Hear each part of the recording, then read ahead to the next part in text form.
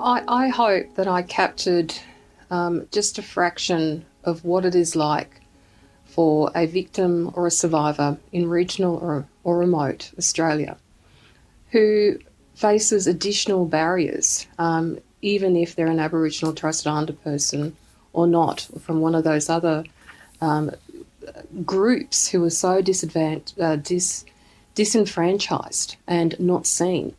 The barriers that they face to access services that we take for granted. And what really upsets me and what I get very passionate about is that we have our leaders who get on these platforms and say quite blithely, this is how great it is in Australia as a democratic and free country. And then when I look at the disparity of services that are actually available for our people in regional or remote Australia, it breaks my heart. And I'm out there with my team servicing over 60 plus Aboriginal and Torres Strait Islander communities within which other Australian peoples live and work and contribute, right up to servicing an international border. And I look at the lack of services that are available that everyone else in a metropolitan hub can take for granted. I, for the life of me, cannot explain it or understand it. And I'm looking at this through a human rights lens, and I wonder why. And I was listening to our Prime Minister speaking about freedoms and integrity and dignity, yet we can't seem to recognise that and see that and get down into these regions and actually have a really good look at, hey, what is working on the ground here? How can we actually work with you and support you? And especially when I'm talking about Aboriginal community-controlled organisations that are out and about in each of our regions, who know our people, who know what works best, completely ignored. And that is the frustration, because we can come up with solutions. We're not supported. We're provided piecemeal funding with no longevity. We're not supported to properly address this. And this becomes a political plaything that seems to flare up every time we're getting closer to an election.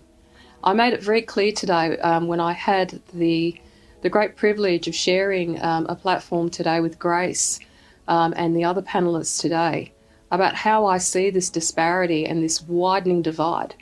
This is not the Australia that I want to grow up in. This is not the Australia that I want my son and his generation to grow up in. I know what I'm fighting for today.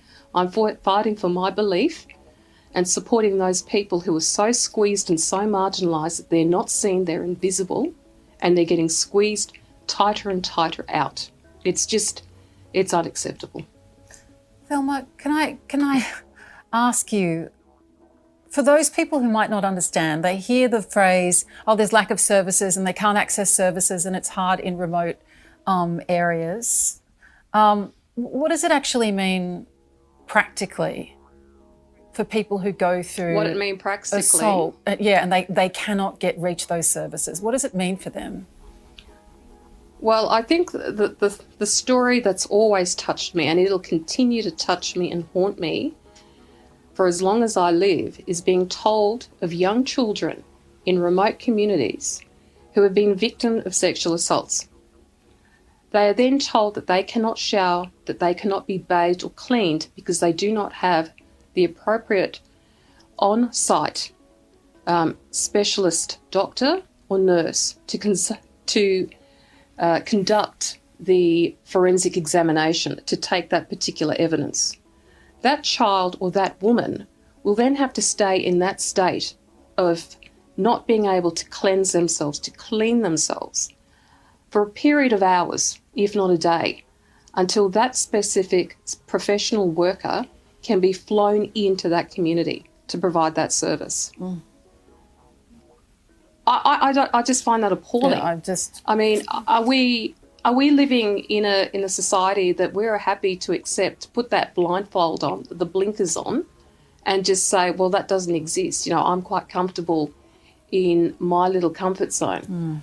I think people need to peel it back and have a look at what really goes on there, how really tough it is But having said that, I have met and I have been inspired by so many men and women and young people in these regional communities who will stretch every single dollar that they get to be responsive, to actually do something.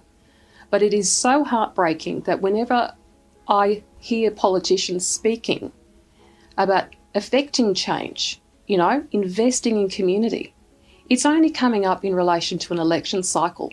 And maybe I'm sounding a little cynical, but you know what? I'm at a point now where I'm sick of these talk fests, and I enjoyed participating in this national summit. I really did.